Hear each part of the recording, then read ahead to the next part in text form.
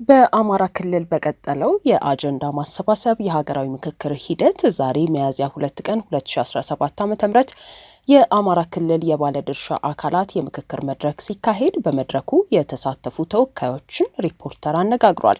አቶ ዳዊት ብርሃኑ በወለጋ የአማራ ሕዝብ ማንነት አስከባሪ ኮሚቴ ተወካይ ሲሆኑ በኦሮሚያ ክልል የአጀንዳ ማሰባሰብ ሂደት ላይ መሳተፍ ባለመቻላቸው ቅሬታ አቅርበው በአማራ ክልል በሚካሄደው የአጀንዳ ማሰባሰብ ሂደት ላይ እየተሳተፉ መሆኑን ገልጸው በየትኛውም የሀገሪቱ ክፍል የሚኖሩ የአማራ ተወላጆች በሰላም እንዲኖሩ ማድረግ ዋነኛ አጀንዳ ነው ብለዋል። አቶ ዳዊት ለሪፖርተር እንደተናገሩት ራስን በራስ የማስተዳደር ጥያቄ አማራ ክልል ከሌሎች ልዩ ዞኖች እያዋቀረ ራሱ ግን በሌሎች አካባቢዎች መኖር አልቻለም፣ እንዲሁም የሚፈጸሙት ጥቃቶች መዋቅራዊ ናቸው የሚሉ ሀሳቦች ቀርበዋል። የመጀመሪያው በየትኛውም ክልል ላይ የሚኖሩ የአማራ ተወላጆች ብሔር ተኮር መገለል፣ መገፋት፣ የተለያዩ ብሔርን መሰረት ያደረገ የዘር ማጥፋት ጥቃት የደረሰባቸው ስላለ ይህ ነገር መቆም የሚችለው ለአንዴና ለመጨረሻ ጊዜ የተሳሳተ ትርክትን ወደኋላ በመተው ወደ አሳቂ ነገር ይሆናል ተብሎ የሚታሰበው የመጀመሪያው የሽግግር መንግስት ሲመሰረት ነው። የሁለተኛው በፖለቲካና የሲቪክ ማህበራት በማንነታቸው ምክንያት አንቂ በሚል ታስረው የሚገኙ ከፌዴራል እስከ ክልል ያሉ የአማራ ተወላጆች ሊቃን እነሱ እንዲፈቱ።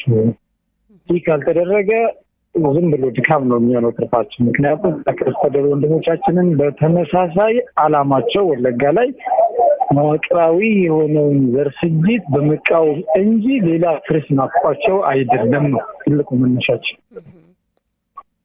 ይህን ነው እኛ እያቀረብን ያለ ነው። እነሱ ደግሞ ይህን ነገር መንግስት ከህዝብ ጋር ዝቅ ብሎ በመምከር ጠቅላይ ሚኒስትሩ በዚህ ሀሳብ ፈቃደኛ ያልሆነ ንግግር ማድረጋቸውን አነሳን።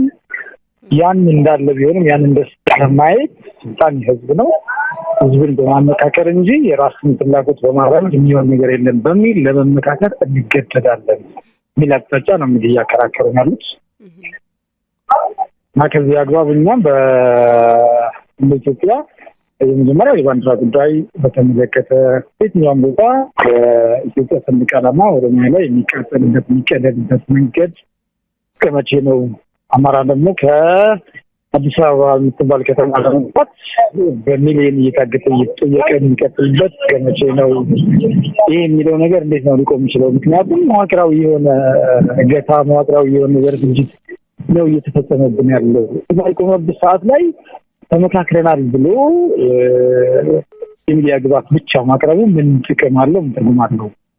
አማራ ክልል ላይ በርካታ የልዩ ዞኖች መብት ተከብሮላቸው ልዩ ዞን እየተሰጡ አሁንም ሌላ ዞኖች እንዲያዋቅሩ እየተደረገ ክልሉ አንድነት እንዳይኖረው የመበተን ስራ እየተሰራብን ነው። በሌሎች ክልል ላይ ደግሞ ለምሳሌ ከ16 ሚሊዮን በላይ ወለጋ ላይ የሚኖሩ ኦሮሚያ ላይ የሚኖሩ የአማራ ተወላጆች አሉ። በተመሳሳይ ሌላ ክልል ላይ እንደዚሁ ቁጥራቸው ያን ያህል ባይጋነንም አማራ የሌለበት ስለሌለ በፌዴራሊዝም ስርዓት ሁሉም ራሱን በራሱ የማስተዳደር መብቱ እንዲከበርለት የመጀመሪያው መፍትሄው ሊሆን ይችላል ብለን እንዳቅጣጫ እናስቀምጣለን። በመቀጠል በፌዴሬሽን ምክር ቤት፣ በጠቅላይ ሚኒስትር ቢሮ፣ በፖለቲካ ፓርቲዎች፣ ህገ መንግስት አጣሪ ኮሚቴ፣ የወለጋ አማራ ማንነት አስከባሪ ኮሚቴ ከዚህም በኋላ አስተዳደራዊ በደል ስለደረሰብኝ አስተዳደራዊ በደል የሚሰፋልን ራሳችን በራሳችን ስናስተዳድር ብቻ ነው የሚል አቅጣጫ አስቀምጠን መልስ እየተጠባበቅን እንገኛለን። አቶ መልካሙ ታደሰ ከምስራቅ ጎጃም ዞን ተፈናቃዮችን ወክለው በምክክር መድረኩ የተሳተፉ ሲሆን ከሪፖርተር ጋር በነበራቸው ቆይታ በዋነኝነት ዜጎች እንዲፈናቀሉ የሚያደርገው የእርስ በርስ ጦርነት መሆኑን በመጥቀስ የፖለቲካ ትርክቶች መዛባት ሰዎች ወደ ጫካ እንዲገቡ ማድረጉ በአጀንዳነት ቀርቧል ብለዋል። በፖለቲካ ትርክትና በመዋቅር ደረጃ የሚፈጸሙ ማንነት ላይ ያነጣጠሩ ጥቃቶች እንዲቆሙ ተጠይቋል ሲሉም ተናግረዋል። መጀመሪያ አንድን ብሔር ዙሪያ ያደረገ በገዢው ፓርቲ የታገዙ ያው ኦነግ ሸኔን በለው መጀመሪያ ጅምሩ ከኦነግ ሸኔ ነው። ስለዚህ አመላሽ የአማራ ህዝቦች በተለያዩ ክልላት እንዳይኖሩ ወይ ደግሞ የማፈናቀል ሁኔታ በቃ ነገሮችን ሁሉ በቃ እነሱን የበላይነት አይቶ አንዱን የበታችነት የሚያደርግ እስከ አዲስ አበባ ድረስ አዲስ አበባ የኛ ናት በማለት መጥፎ ትርክት በማስተላለፍ በቪዲዮና በድምጽ የታገዘ መልእክት በማስተላለፍ ህዝቦቹ ያው ከዚህ ተነሳሽነት አንፃር የአማራ ህዝብ የበታችነት እንዲያዩ አርጓቸዋል በቃ። ስለዚህ ከዚህ የተነሳ ያው መፈናቀሎች፣ መታረዶች፣ ያው ብዙ ነገሮች የተከሰቱትም መንስኤው አንዱ ይሄ ነው። የፖለቲካ ትርክት በቃ ያስነሳው ጠባጫራ ነው። ስለዚህ ይሄ የፖለቲካ ገዢ በወቅቱ ያለው የፖለቲካ ፓርቲው በቃ ሁሉም ነገር ከሱ የመነጨ እንዲሆን ምክንያቱም አንደኛ ሰው ሲታረድ፣ ሰው ሲገደል፣ ሰው ሲፈናቀል በወቅቱ ያለ እርምጃ ያለ መውሰድ የህግ የበላይነት አለመከበር ነው ዋናው ነገር። በወለጋ የአማራ ህዝብ ማንነት አስከባሪ ኮሚቴ ተወካዩ እንደሚሉት አዲስ አበባ የሁሉም ናት፣ እንዲሁም የክልልና የፌዴራል መንግስት ሰንደቅ ዓላማዎች ወካይ አይደሉም ተብሎ አጀንዳ ቀርቧልም ብለዋል።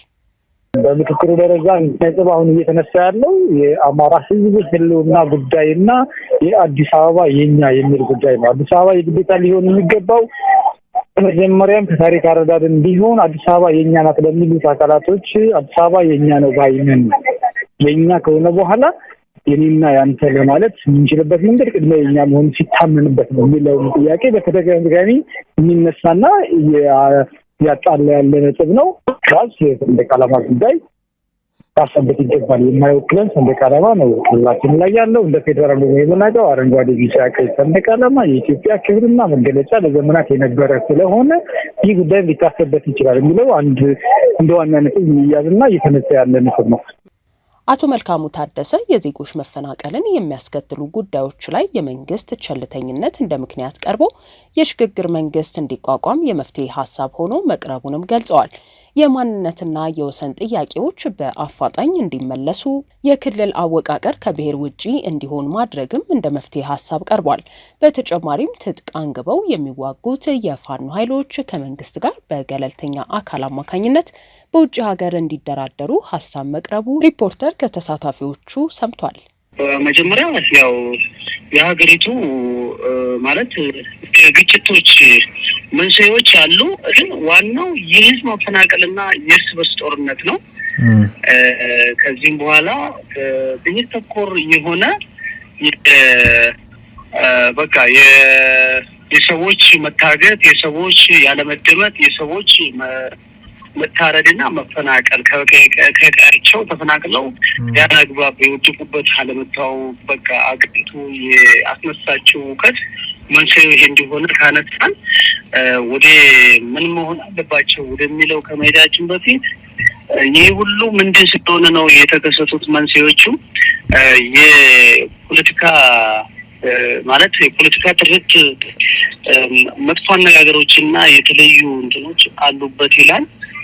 ስለዚህ እነዚህን ታሳቢ ማድረግ ሀገራችን አሁን ታጥቀው ወደ ጫካ የገቡት የወንድሞቻችን በምን ምክንያት ነው የሚለው ነው ትልቁና መንስኤው ይሄው ነው። ስለዚህ በተደጋጋሚ በአጀንዳችን ማሰባሰብ ላይ በብዙ ደረጃ የተነሳው የሰዎች ታጥቀው ወደ ጫካ መግባት ከዚሁ የተነሳ ነው። ከሰዎች መፈናቀል፣ ከሰዎች መታረድ፣ ማንነትን መሰረት ያደረገ ዘር ጭፍጨፋ ብንለው አያሳፍርም እስከባለ ድረስ በአጀንዳው በስፋት ተነስቷል። ስለዚህ መፍትሄዎች ምን መሆን አለባቸው የሚለው ደግሞ አለፈትከተል የመጀመሪያ ይሄ ሁሉ ችግርና የሁሉ ድርጊት የተፈጠረው የፖለቲካ ፓርቲ የገዢ ፓርቲ ጆሮ ዳባ ልበስ ብሎ ዝም ማለት ነው። ስለዚህ አሁንም ምንድነው ይህን ኃላፊነቱን ያልተወጣ የፖለቲካ ገዢ የሽግግር መንግስት ተዋቅሮ ለጊዜው የፖለቲካ መሻሻል እንዲደረግልን ገዢ ፓርቲ እንዲወገድልን የሚል ጥያቄዎች ተከታታይ ይመጣሉና ያው እየጨመቅናቸው አሁን እና ይሄን ሁኔታ የህግ የበላይነት አለመከበር፣ ሁለተኛ የማንነት ጥያቄዎች በወቅቱ ያለመመለስ፣ ስለዚህ ቢመለሱ የሚል ነገር ነው። የማንነት የድንበር ባንዲራ የማንነት ጥያቄዎች በወቅቱ እንዲመለሱ። ከዛ ውጪ የኢትዮጵያ ለምሳሌ የአንቀጽ 39 ላይ የተቀመጠው ህገ መንግስት ቢሻሻል ምክንያቱም ነው ወሰኖች በግዛትና በተለያየ እንጂ ክልሎች በብሔር የተወሰነ ባይሆኑ የሚል ነገር ቀርቧል። ከዛ አልፎ ጥያቄ ተነስቷል። በሌላ ሀገር የሚኖሩ አማራዎች ጥያቄና የተለያዩ ጥያቄዎች በአግባቡ እንዲመለሱ የዞን፣ የወረዳ፣ የቀበሌ ጥያቄዎች አሉ። እነዚህ በአግባቡ እንዲመለሱ።